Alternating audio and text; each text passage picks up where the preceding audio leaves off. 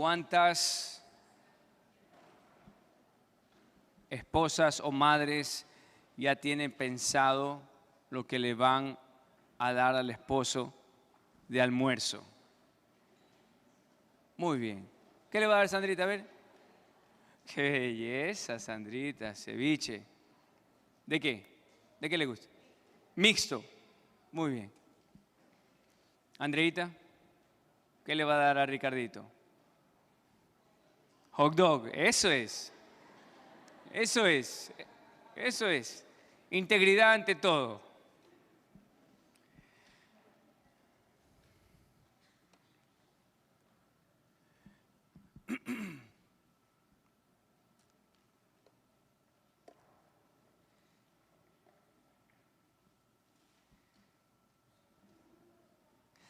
Esta mañana, querida familia, no solo los padres, pero los padres, por favor, pongan mucha atención. Gregory, ¿qué tal ser padre? ¿Cuántos meses tiene tu hija? 8 meses. ¿Y te imaginabas lo que iba a ser padre o es un libro totalmente nuevo? Muy interesante, pero totalmente nuevo, ¿verdad? No hay explicación, no hay antecedente, no hay libro que pudiste haber leído. Ni siquiera una sensación igual previamente, así es. ¿Esperarías en Jesús aunque no se haga inmediatamente lo que estás pidiendo?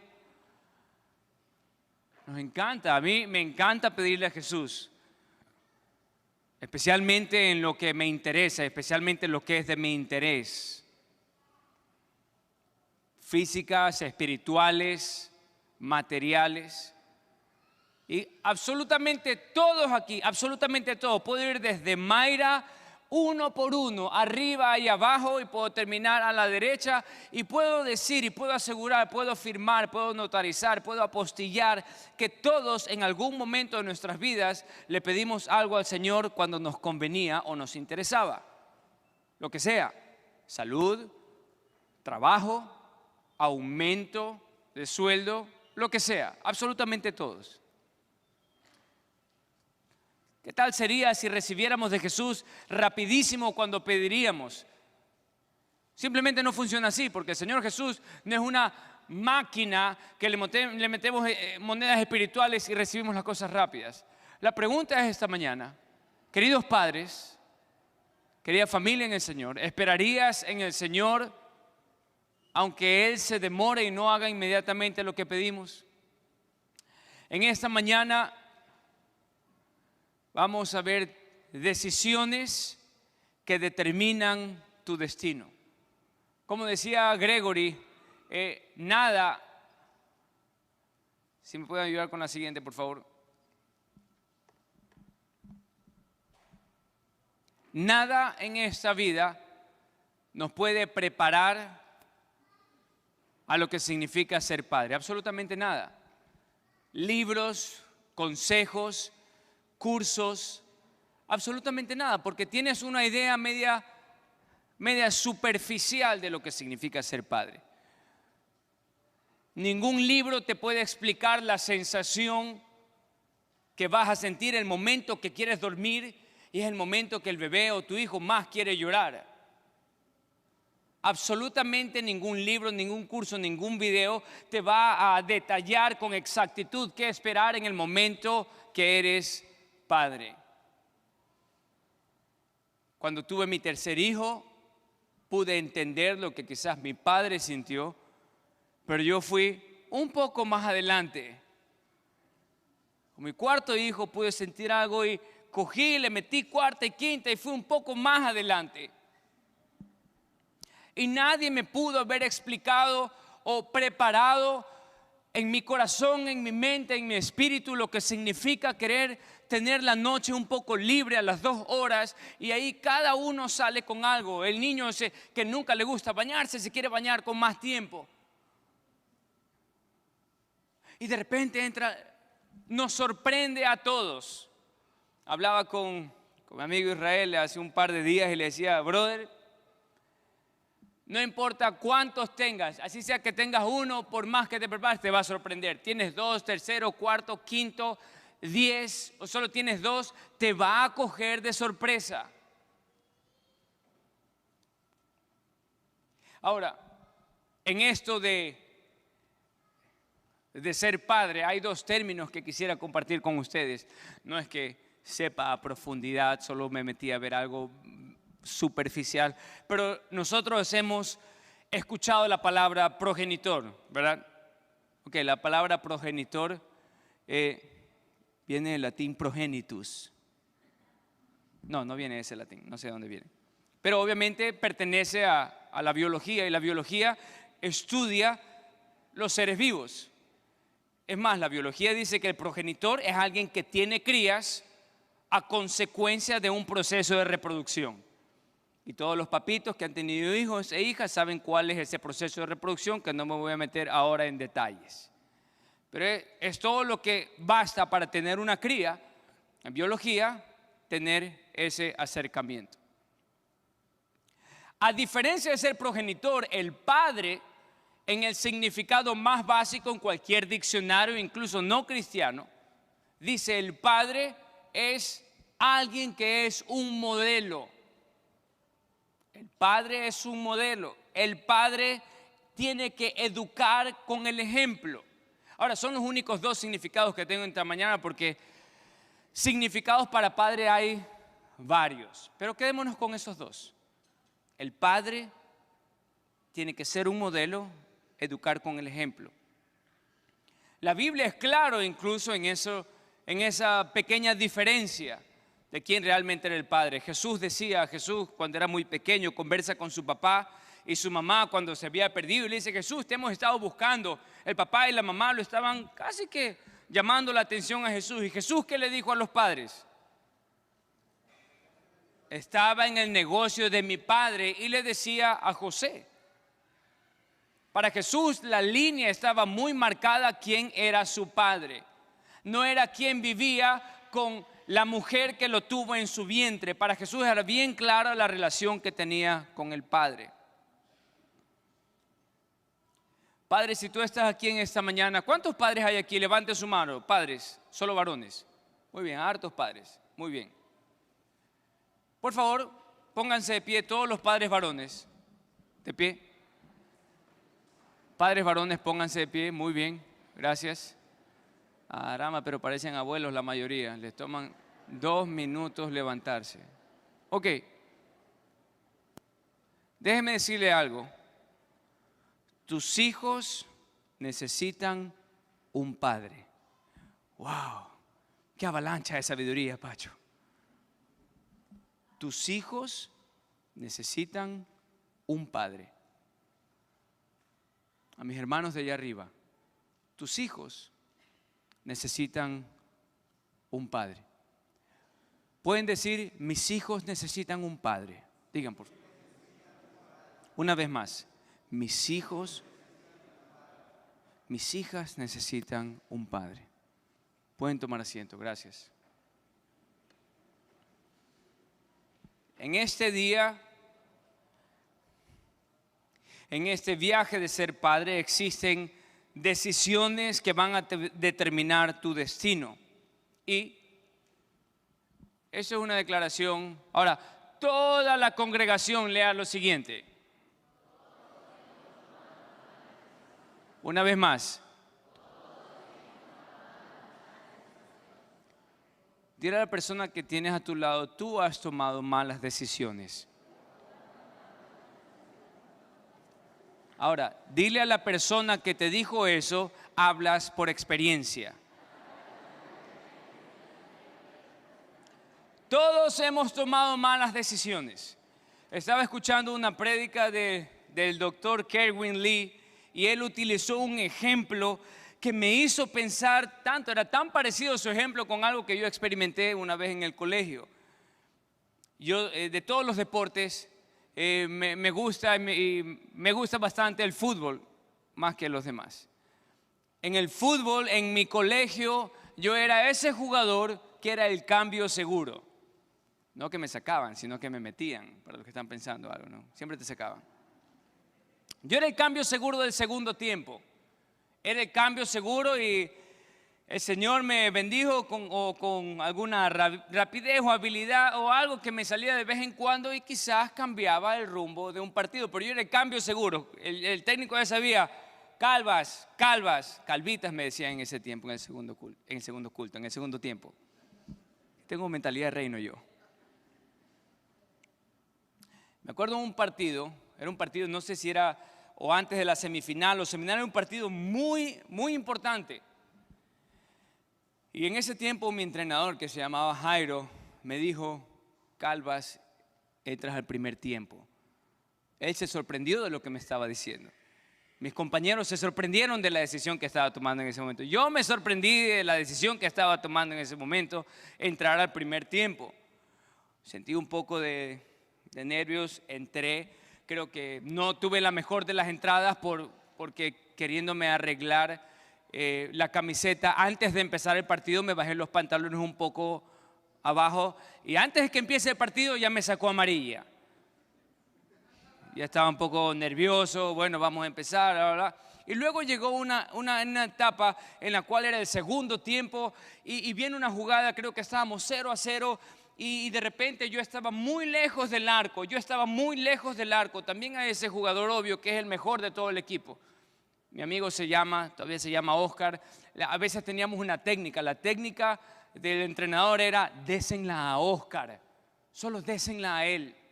Pero de repente había una jugada y yo estaba muy abierto y el arco estaba muy distante de mí. Y la jugada obvia era que yo le tenía que dar a Oscar porque Oscar pudo haber hecho el gol.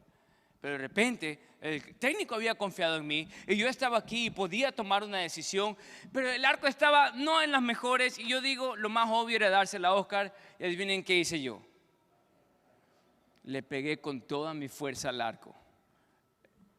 La cosa es que no fue al arco, fue lejísimos.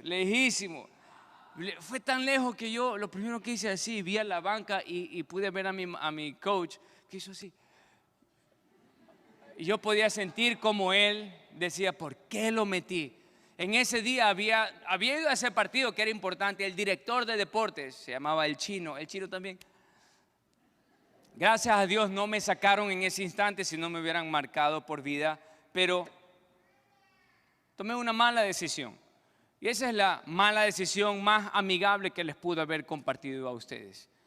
Pero en esta mañana todos ustedes junto a mí han tomado malas decisiones.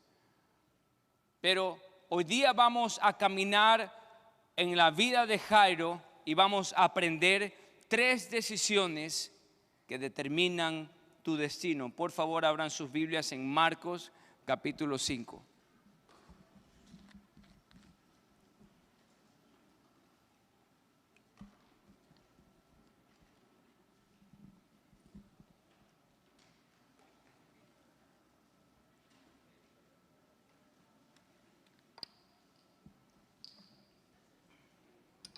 Abra su Biblia con fe, abra su Biblia creyendo que Jesús le va a hablar.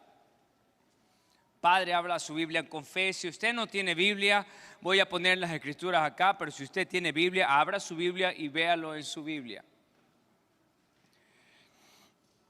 Cuando esté ahí, regáleme un amén esta mañana. Muy bien.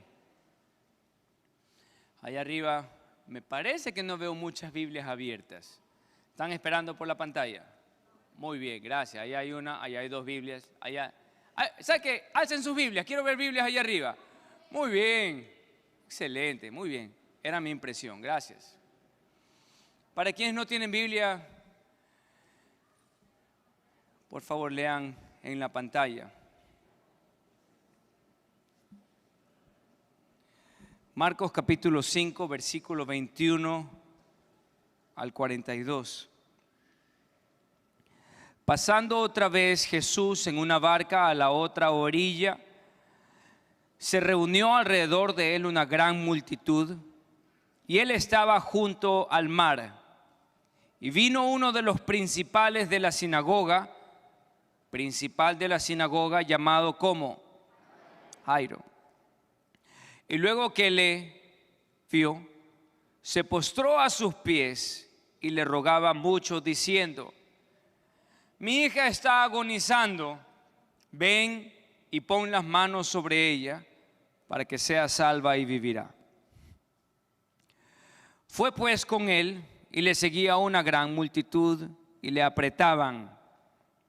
Pero una mujer que desde hacía 12 años padecía de flujo de sangre y había sufrido mucho de muchos médicos y gastado todo lo que tenía y nada había aprovechado, antes le iba peor. Cuando oyó hablar de Jesús, vino por detrás entre la multitud y tocó su manto, porque decía: si tocare tan solamente su manto, seré salva. Y enseguida la fuente de su sangre se secó. Y sintió en el cuerpo que estaba sana de aquel azote. Luego Jesús, conociendo en sí mismo el poder que había salido de él, volviéndose a la multitud, dijo: ¿quién ha tocado mis vestidos? Versículo 31. Sus discípulos le dijeron: ¿ves que la multitud te aprieta y dices: ¿quién me ha tocado? Pero él miraba alrededor para ver quién había hecho esto. Entonces la mujer,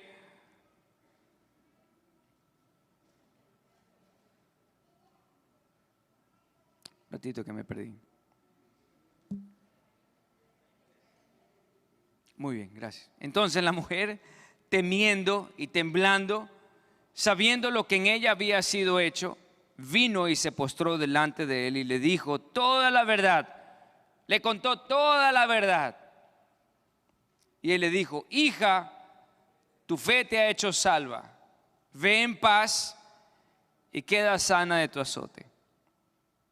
Mientras él aún hablaba, vinieron de casa del principal de la sinagoga, llamado Jairo, diciendo: Jairo, tu hija ha muerto. ¿Para qué molestas más al maestro? Pero Jesús, luego que oyó lo que se decía, dijo al principal de la sinagoga: no temas, cree solamente. Y no permitió que le siguiese nadie en el trayecto a la casa de Jairo, sino Pedro, Jacobo y Juan, hermano de Jacobo. Y vino a casa del principal de la sinagoga y vio el alboroto y a los que lloraban y lamentaban mucho. Y entrando les dijo: ¿por qué os alborotáis y lloráis? La niña no está muerta, sino que duerme. Y se burlaban de él. Mas él, echando fuera a todos, tomó al padre y a la madre de la niña y a los que estaban con él, y entró donde estaba la niña. Y tomando la mano de la niña, le dijo: Talita cumi, que traducido es: niña, a ti te digo, levántate. Y luego la niña se levantó y andaba, pues tenía 12 años, y se espantaron grandemente. Palabra de Dios. Por favor, cierren sus ojos, vamos a orar una vez más.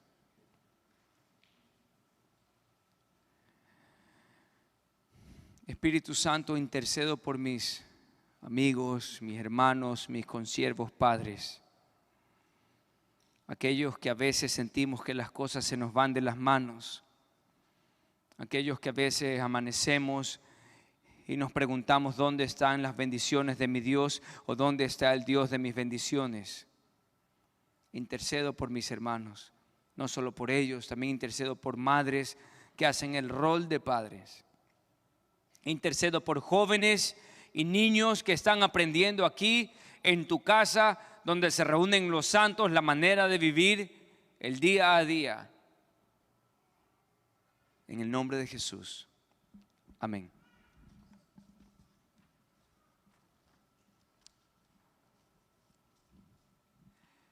En primer lugar, querida familia, ¿pueden leer el nombre de la persona una vez más? Jairo. Jairo era un principal de la sinagoga.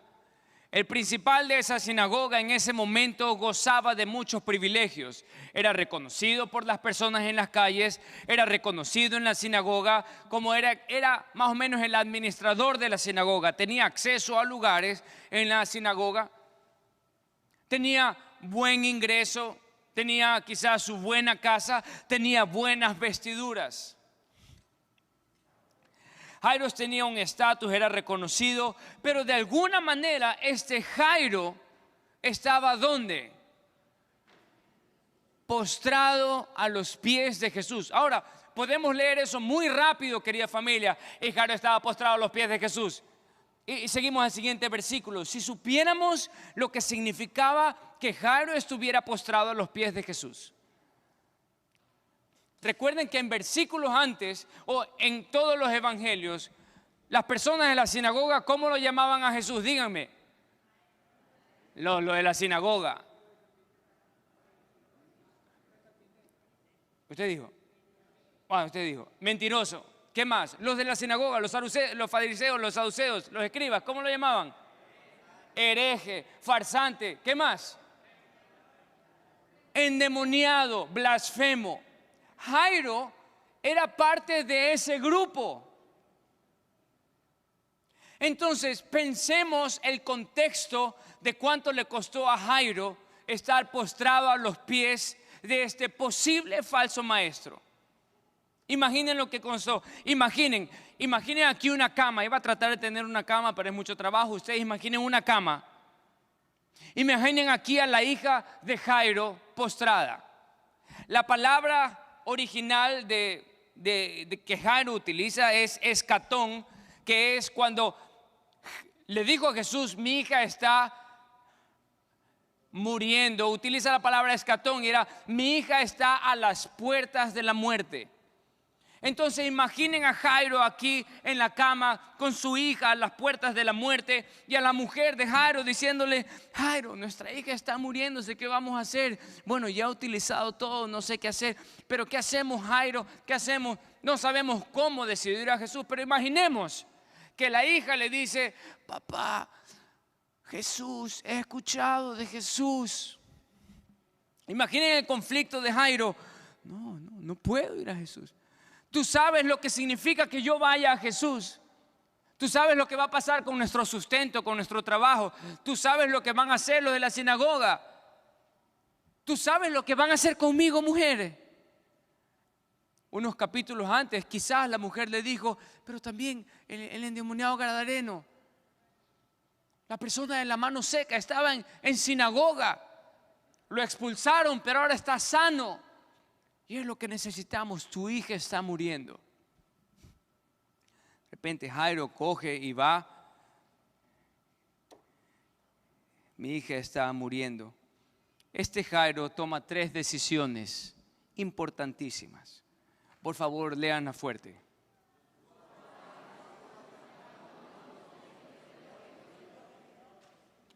Padres míos, padres que tienen hijos, padres que van a tener hijos, madre que tienes hijos, joven que algún rato vas a tener familia. Jairo buscó a Jesús.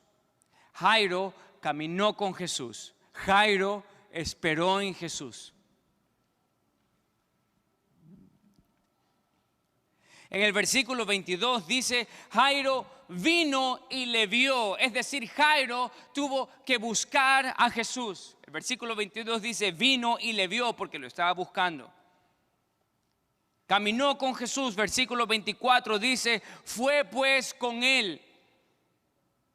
Jairo no tomó un burrito, sino, diría la Biblia, y se subió en un pollino, se subió en un burrico e iba cómodo al lado de Jesús. Jairo iba al lado de Jesús, caminando con Jesús. Y tercero, Jairo esperó en Jesús. Tomen en cuenta, la caminata de Jairo empieza en el versículo 24 y termina en el versículo 39. Quiere decir que hay aproximadamente 16 versículos de viaje. Jairo buscó a Jesús, Jairo caminó con Jesús, Jairo esperó en Jesús. La primera, buscar a Jesús. Buscar a Jesús puede significar negarte quién eres y lo que crees saber. Jairo, anda, busca a Jesús, pero no puedo porque con mis amigos hemos dicho que él es farsante. Él es un hereje, está yendo en contra de la ley. No puedo.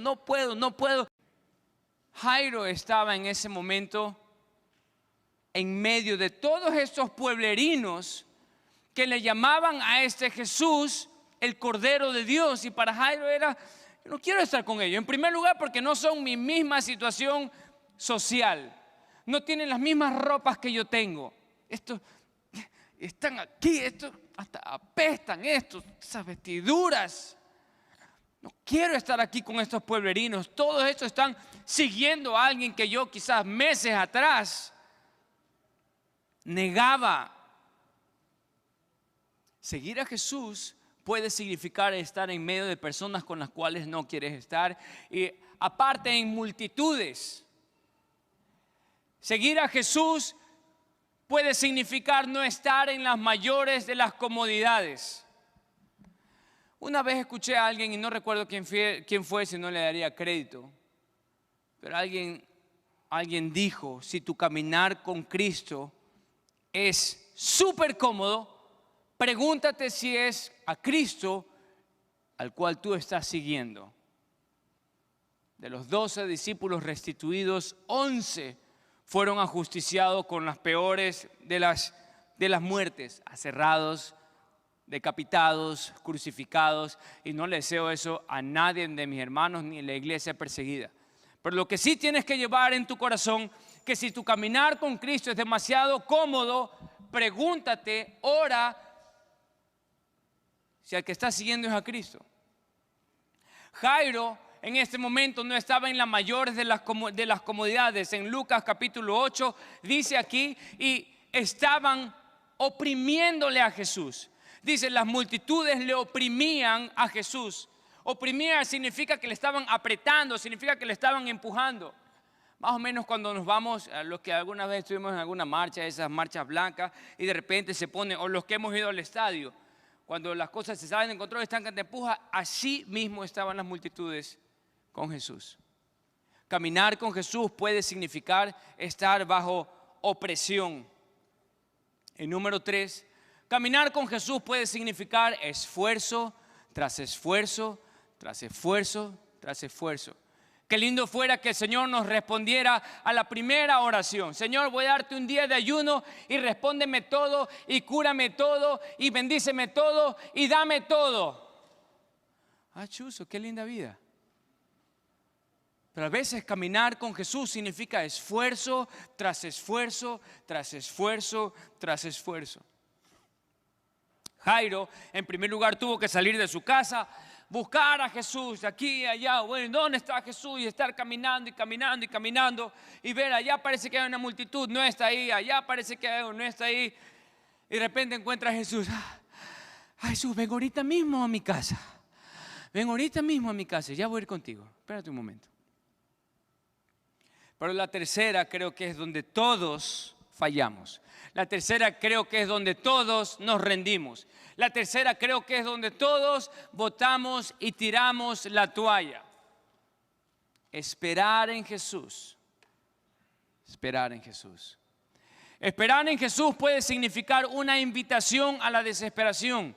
Dice el dicho, el que espera, desespera. En todo, en gran magnitud y en pequeña magnitud. Estás esperando a alguien que regrese de viaje en el aeropuerto y te dijeron a las 7 de la noche y estás ya que a las 7:01 que salga. Estás queriendo cocinar algo y te dicen tienes que esperar 15 minutos para que hiervan ni sé qué cosas. Estás ahí. Esperar en Jesús puede significar una invitación a la desesperación. Eventos en el caminar que parecen demorar tus intereses. Yo, mientras leía eso, me imaginaba, Jairo estaba ahí, ok, Jesús, ¿puedes venir a mi casa? Jesús le dijo, sí, voy a ir a tu casa. Y de repente está ahí Jesús, y de repente empieza, ¿quién ha tocado mis vestidos? Y vienen los discípulos, y los discípulos dicen, Señor, todo el mundo te toca, todo el mundo te empuja, todo el mundo te oprime, y Jairo ahí viendo todo eso.